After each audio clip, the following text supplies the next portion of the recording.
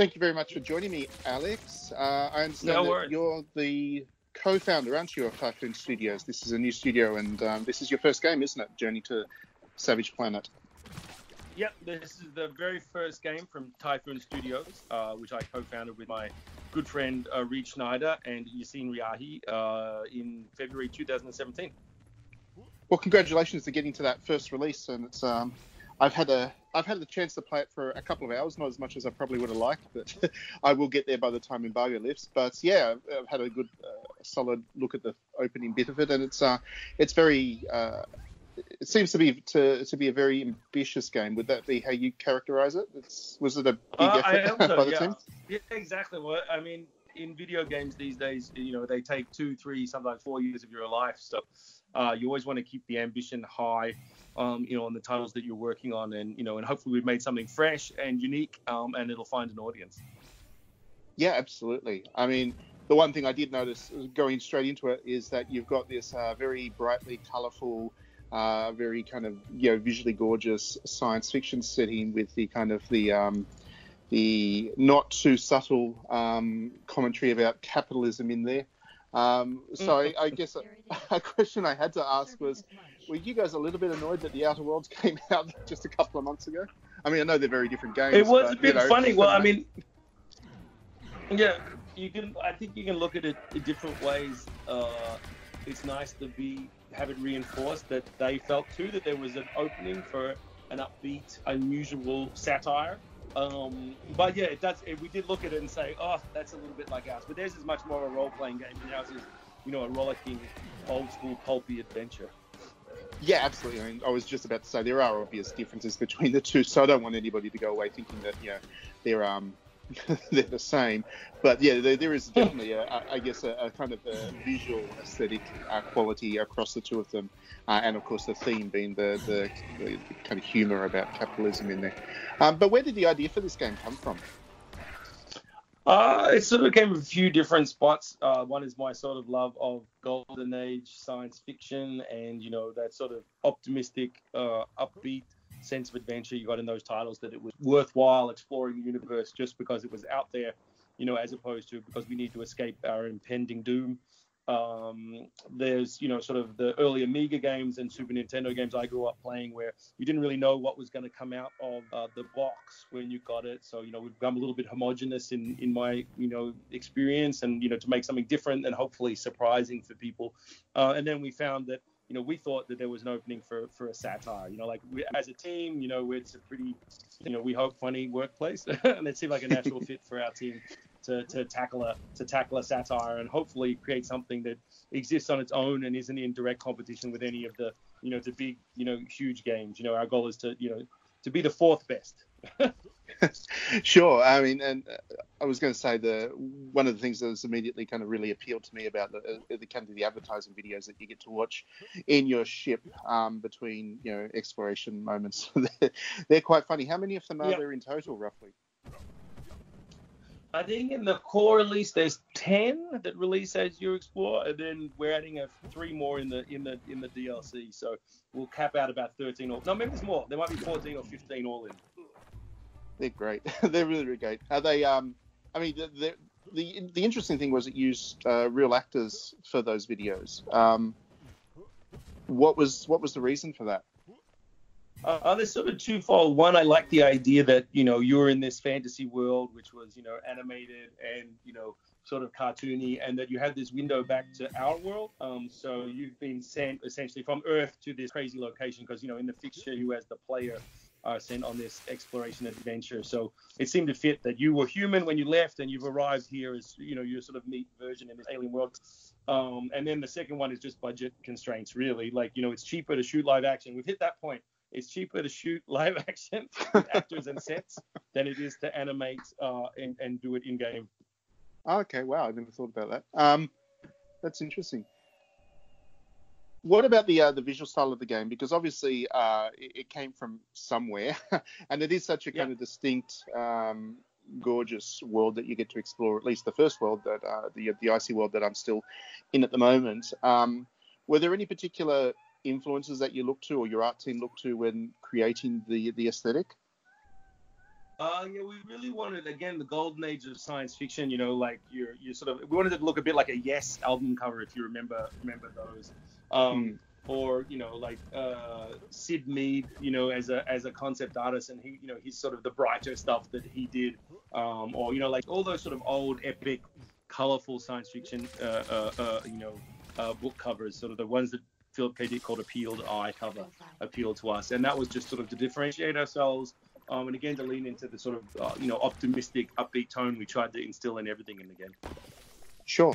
I wanted to also ask about the gunplay. I mean, the sense I get from the game so far is that it's more heavily focused on the exploration element and exploring these worlds and scanning the critters and the trees and the minerals and all that, and kind of discovering as you go along. And it's all new. It's all kind of wondrous.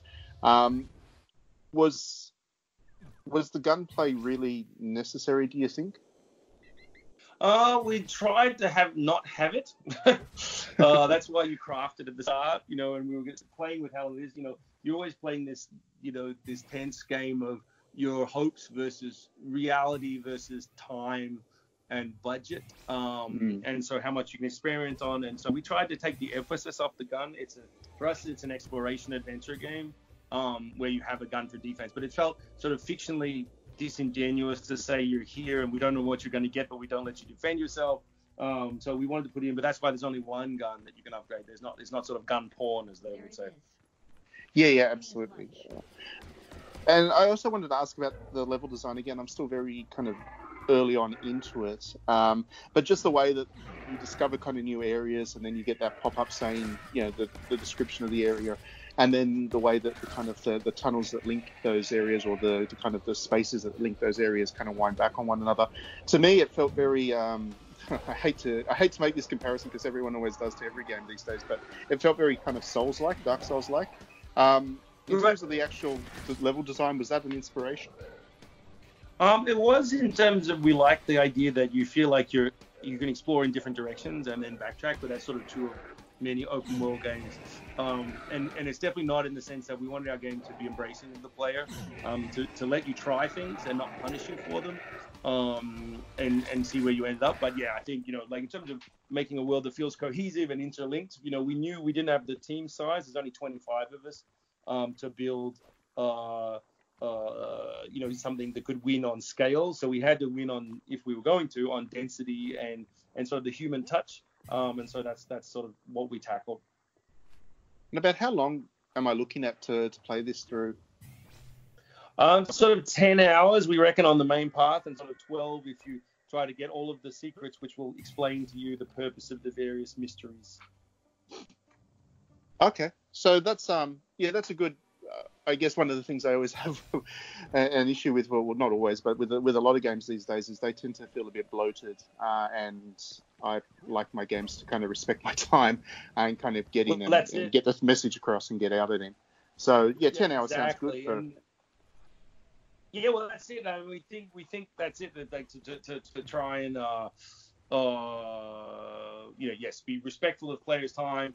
We joked and we've told it before, but it's a game for old people. You know what I mean? Like, I have 2 kids, a partner. I thoroughly enjoy, friends. I'm trying to keep my life, in balance. And so if you say it's 1,000 hours, I'm not going to play it. And we think there's a market out there for us aging gamers, where you want a unique experience that offers something fresh, that makes you think, that's a lot of fun, but gets out of your life after 10 to 12.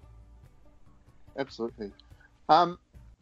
And you mentioned there's DLC to come, but do you see this growing? I mean, obviously you'll want it to be successful, and we certainly hope that it will be. But do you see this growing into a franchise, or is this kind of a one-off kind of thing for the team before you move on to something else?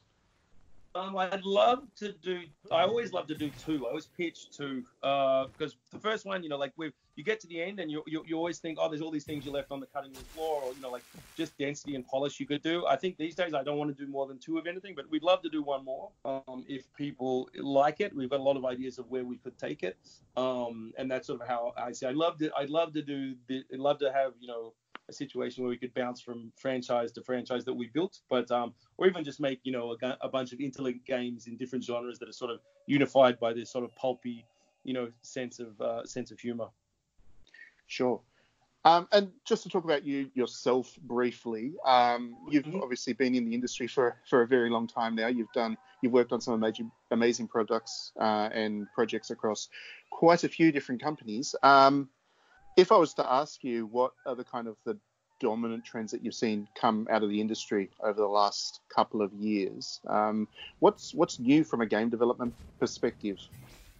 The biggest one, I think, and it's not that new anymore, but I think digital distribution changed the industry and allowed small games to rise up again.